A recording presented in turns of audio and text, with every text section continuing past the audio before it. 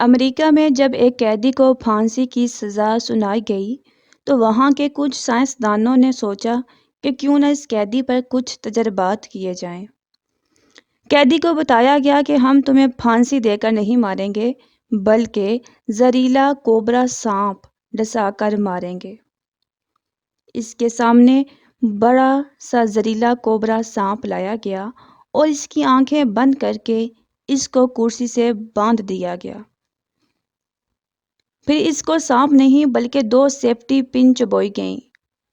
قیدی کی کچھ سیکنڈ میں ہی موت ہو گئی۔ پوسٹ مارٹم کے بعد یہ پایا گیا کہ قیدی کے جسم میں سانپ کے زہر جیسا ہی زہر ہے۔ اب یہ زہر کہاں سے آیا؟ جس نے اس قیدی کی جان لے لی، وہ زہر اس کے جسم نے ہی صدمے میں جاری کیا تھا۔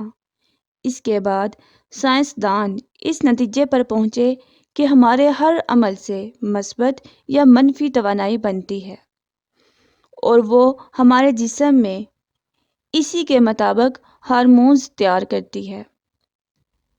یاد رکھو، 75% بیماریوں کی وجہ منفی سوچ ہی ہوا کرتی ہے۔ آج انسان خود ہی اپنی منفی سوچ سے خود کو ختم کر رہا ہے۔ اپنی سوچ ہمیشہ مثبت رکھیں اور سدا خوش رہیں۔ 25 سال کی عمر تک ہمیں یہ پرواہ نہیں ہوتی کہ لوگ کیا سوچیں گے۔ 50 سال کی عمر تک اسی ڈر میں جیتے ہیں کہ لوگ کیا سوچیں گے۔ 50 سال کے بعد پتہ چلتا ہے کہ کوئی ہمارے بارے میں سوچ ہی نہیں رہا تھا۔ زندگی خوبصورت ہے، اسی لیے ہمیشہ خوش رہیں۔